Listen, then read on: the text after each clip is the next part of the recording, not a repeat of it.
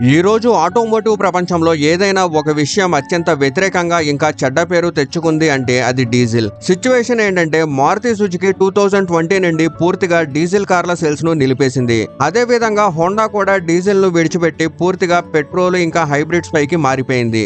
ఈ లిస్టులో Nissan, Ronaldo, Skoda మరియు వోక్స్ వ్యాగన్ కూడా సంవత్సరాల క్రితమే డీజిల్ ను విడిచిపెట్టి పెట్రోల్ వైపు వెళ్లిపోయాయి. గత కొన్ని సంవత్సరాల డేటాను చూస్తే భారతదేశంలో డీజిల్ కార్స్ మార్కెట్ వాటా 2012-2013లో 58% ఉండగా తర్వాత 10 సంవత్సరాల్లో అది 17% కి పడిపోయింది.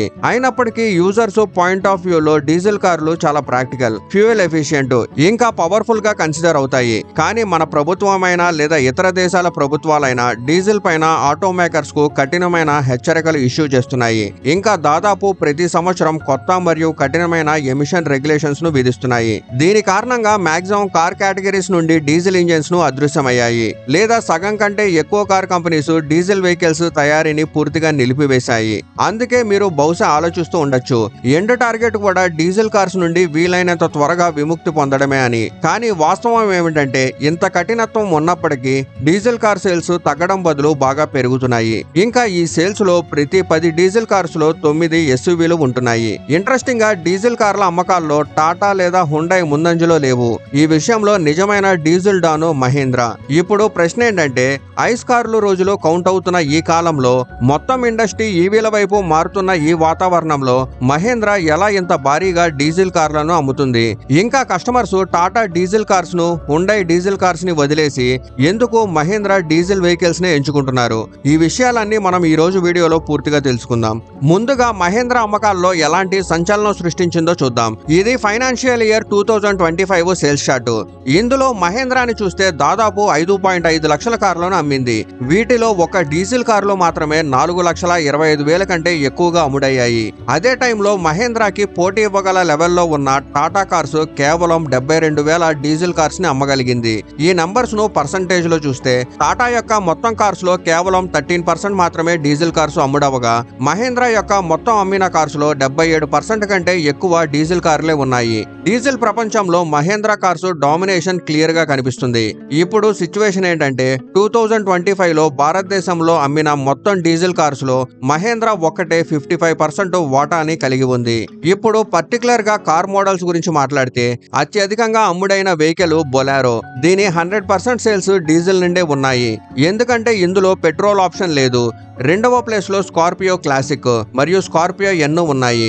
ఇందులో పెట్రోల్ ఆప్షన్ ఉన్నప్పటికీ స్కార్పియో యొక్క 93.1% సేల్స్ డీజిల్ మోడల్స్ నుండే ఉన్నాయి. మూడవ ప్లేస్ లో 3 డోర్ థార్ ఉంది.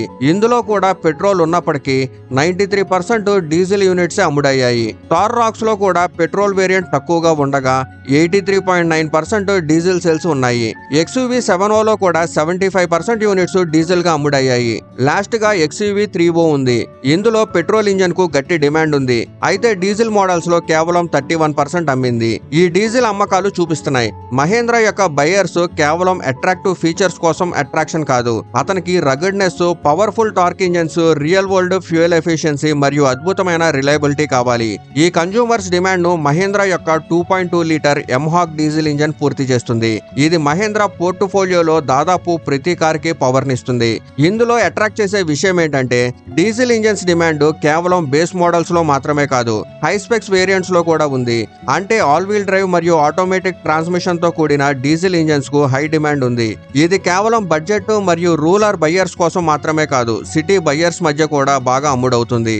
ఇప్పుడు కొంచెం వెనక్కి వెళ్తే 2020లో BS6 రూల్స్ అమల్లోకి వచ్చినప్పుడు భారతదేశంలో ఉన్న చాలా కార్ మేకర్స్ డీజిల్ కార్స్ ని అమ్మడం మరియు ఎమిషన్స్ రూల్స్ ని పాటించడం అసాధ్యమని భావించారు. ఇందులో అతిపెద్ద ఇంట్రెస్టింగ్ అయిన పేరు మారుతి సుజుకి. ఇది భారతదేశ నేషనల్ ఇంజన్ అని పిలిచే ఫియాట్ యొక్క 1.3 లీటర్ మల్టీజెట్ ఇంజన్ ను విడిచిపెట్టి తమ డీజిల్ కార్స్ ని శాశ్వతంగా నిలిపేసింది.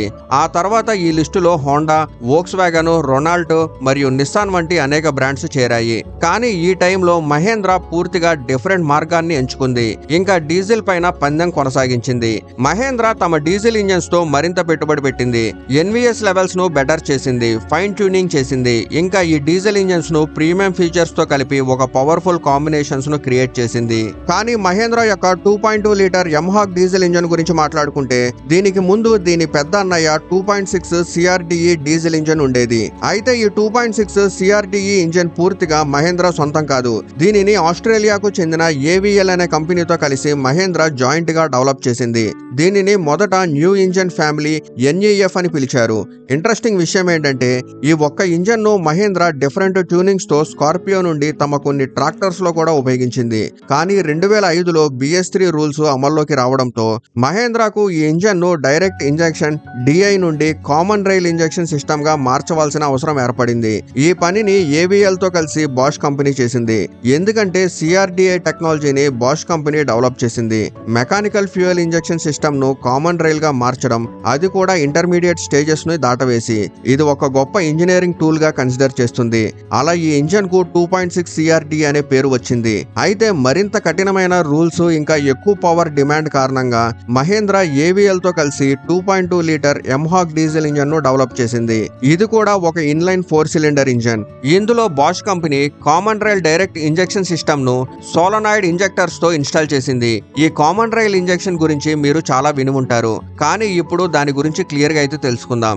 DI ఇంజన్లు పేరులాగానే డీజిల్ ను డైరెక్ట్ గా కంబషన్ సిలిండర్ లోకి ఇంజెక్ట్ చేస్తాయి. కానీ కామన్ రైలు లేదా CRDI ఇంజన్స్ డీజిల్ ను మొదట ఒక ప్రత్యేక చాంబరు లేదా పైప్ లో హై ప్రెషర్ తో స్టోర్ చేస్తాయి. ఆ తర్వాత ఈ డీజిల్ ను అత్యంత పర్ఫెక్ట్ గా అన్ని కంబషన్ సిలిండర్స్ లో ఇంజెక్ట్ చేస్తాయి. ఇంజన్ యొక్క స్పీడ్ లేదా లోడ్ ఎంత ఉన్నా CRDI టెక్నాలజీ ద్వారా ఫ్యూయల్ ఇంజెక్షన్ యొక్క టైము మరియు సైజ్ పైన చాలా ఖచ్చితమైన కంట్రోలింగ్ సాధ్యమవుతుంది. దీని రిజల్ట్ గా బెటర్ ఫ్యూయల్ ఎఫిషియన్సీ, తక్కువ ఎమిషన్స్, ఇంకా ఇంజన్ మరింత స్మూత్ గా పనిచేస్తుంది. ఈ ఇంజన్ లో మరో కొత్త విషయం ఏంటంటే గతంలో డీజిల్ ఇంజన్స్ లో ఇంటేక్ మరియు ఎగ్జాస్ట్ వాల్వ్స్ ని నడపడానికి పుష్ రాడ్ ఉండేది. దీని లిమిటేషన్స్ ఏమిటంటే ఈ డీజిల్ ఇంజన్స్ హయ్యర్ RPM లో నడపడం సాధ్యం కాదు.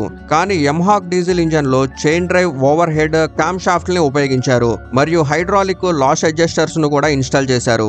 ఇవి ఇండియన్ ఇంజన్స్ లో మొదటిసారి ఉపయోగించారు. దీని కారణంగా ఈ ఎంహాక్ ఇంజన్ డీజిల్ అయినప్పటికీ హయ్యర్ RPM లో సులభంగా నడుస్తుంది. ఇంకా అద్భుతమైన రీఫైన్మెంట్ కూడా సాధిస్తుంది.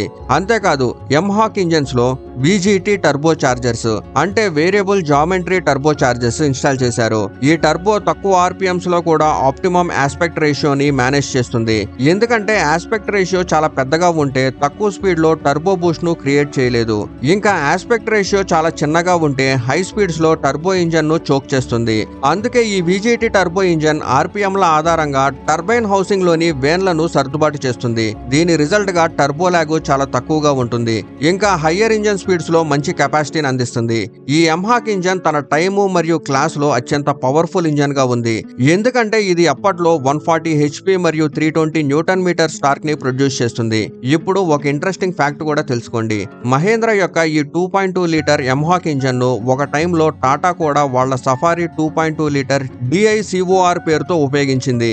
ఎందుకంటే ఈ ఇంజన్ ను మహేంద్ర ఒంటరిగా కాకుండా AVL తో కలిసి డెవలప్ చేసింది. అయితే మహేంద్రకు ఈ ఇంజన్ ను బోష్ ట్యూన్ చేసి ఇచ్చింది మరియు టాటా సఫారీ కోసం డెల్ఫీ ఇంజన్ ను ట్యూన్ చేసింది. తర్వాత 2016లో ప్రభుత్వం కొత్త రూల్స్ ని తీసుకొచ్చింది. 2 లీటర్స్ కంటే పెద్ద ఇంజన్స్ పైన భారీ ట్యాక్సులు విధిస్తామని. అందుకే మహేంద్ర ఈ 2.2 లీటర్ ఎంహాక్ ఇంజన్ ను 1.9 లీటర్ కు డౌన్ సైజ్ చేసింది. మహేంద్ర డీజిల్ ఇంజన్స్ గురించి నా ఒపీనియన్ ఏంటంటే వాళ్ళ ట్రాక్టర్ వ్యాపారం వాళ్ళకి ఒక పెద్ద ప్రయోజనాన్ని అందిస్తుంది. ఎందుకంటే ట్రాక్టర్ ఇంజన్స్ కూడా దాదాపు కార్ డీజిల్ ఇంజన్ సైజులోనే ఉంటాయి. కేవలం ట్యూనింగ్ మాత్రమే డిఫరెంట్ గా ఉంటుంది. మహేంద్రకు ఇంత పెద్ద ట్రాక్టర్ పోర్ట్ఫోలియో కోసం ఇంజన్ డెవలపింగ్ మరియు ట్యూనింగ్ లో స్కిల్ ఉంది. ఇది వాళ్ళ కార్ ఇంజన్స్ లో కూడా వాళ్ళకి ప్రయోజనం చేస్తుంది. మీరు మహేంద్ర యొక్క SUV వేరియంట్స్ ను చూస్తే ఇవి ఎన్నో డిఫరెంట్ ట్యూనింగ్ లెవెల్స్ తో వస్తాయి. ఇలాంటి పవర్ ఆప్షన్స్ ను ప్రస్తుతం మార్కెట్ లో ఏ వేరే కంపెనీ కూడా అందించలేకపోతుంది. ఎగ్జాంపుల్ గా స్కార్పియో N చూడండి. మహేంద్ర 2.2 లీటర్ ఎంహాక్ ఇంజన్ ను 130 bhp లో అందిస్తుంది. అదే ఇంజన్ ను మరో వేరియంట్ లో 172 bhp కి రీట్యూన్ చేసి అందిస్తుంది. అదే ఇంజన్ ను XUV7 లో 153 bhp మరియు 182 bhp లో కూడా ట్యూన్ చేసి అమ్ముతుంది. ఆ పైన థార్ రాక్స్ లో ఈ ఇంజన్ 150 bhp ట్యూన్ లో కూడా అందుబాటులో ఉంది. అయితే టాటా విషయానికి వచ్చేస్తే సఫారీ మరియు హ్యారియర్ లో కేవలం 168 bhp ఆప్షన్స్ మాత్రమే ఉంది. వేరే ఎటువంటి ఆప్షన్స్ లేవు. లేవు. ఈ 2.2 ఎంహాక్ ఇంజన్ ఎన్నో పవర్ కాన్ఫిగరేషన్లతో లభిస్తుంది కాబట్టి సహజంగానే చాలా మంది యూజర్స్ మహేంద్రానే ఎంచుకుంటారు. ఇందులో మరో కారణం ఏంటంటే మహేంద్ర యొక్క ఎక్కువ ఎస్యూవీస్ లాడర్ ఫ్రేమ్ ప్లాట్ఫామ్ పైన నిర్మించారు. ఇవి కఠినమైన పరిస్థితులకి అనుకూలంగా ఉంటాయి. కానీ ఇంత భారీ మరియు బాడీ ఆన్ ఫ్రేమ్ ఎస్యూవీలను కఠిన పరిస్థితుల్లో మరియు ఆఫ్ రోడింగ్ లో నడపడానికి పెట్రోల్ ఇంజన్స్ తక్కువ ఎంటార్క్ అందించడంలో చాలా వెనకబడి ఉంటాయి. అందుకే ఈ ఎస్యూవీస్ లో డీజిల్ డిమాండ్ ఎక్కువగా ఉంది. ఇంట్రెస్టింగ్ విషయం ఏంటంటే ఇన్ని పవర్ ఆప్షన్స్ లో డీజిల్ ఇంజన్ ను మహేంద్ర చాలా తక్కువ ప్రైజులు అందిస్తుంది. ప్రస్తుతం మార్కెట్ లో ఉన్న చాలా సి సెగ్మెంట్ ఎస్యూవీస్ ప్రైజెస్ కు మహేంద్ర డి సెగ్మెంట్ ఎస్యూవీస్ ను 200 bhp పవర్ ఆప్షన్స్ తో అమ్ముతుంది. మహేంద్రకు ఒక ఇన్విజిబుల్ పవర్ ఉంది, అది దాని రూరల్ పవర్. అవును, మహేంద్ర యొక్క ఎక్కువ మంది కస్టమర్స్ టైర్ 2 మరియు టైర్ 3 సిటీస్ లో ఉన్నారు. 2023 క్రైసిస్ రిపోర్ట్ ప్రకారం మహేంద్ర యొక్క యుటిలిటీ వెహికల్స్ 60% అమ్మకాలు నాన్ మెట్రో సిటీస్ నుండి వస్తున్నాయి. ఈ ప్రాంతంలో నివసించే వాళ్ళు ఎక్కువగా ఆఫీసు నుండి ఇంటికి కాకుండా పొడవైన హైవే ప్రయాణాలు చేస్తారు.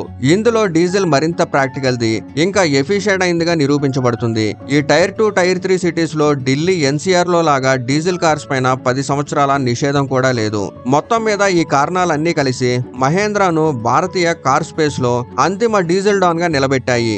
ఈ విషయం పైన మీ ఒపీనియన్ ఏంటి? కామెంట్ లో చెప్పండి.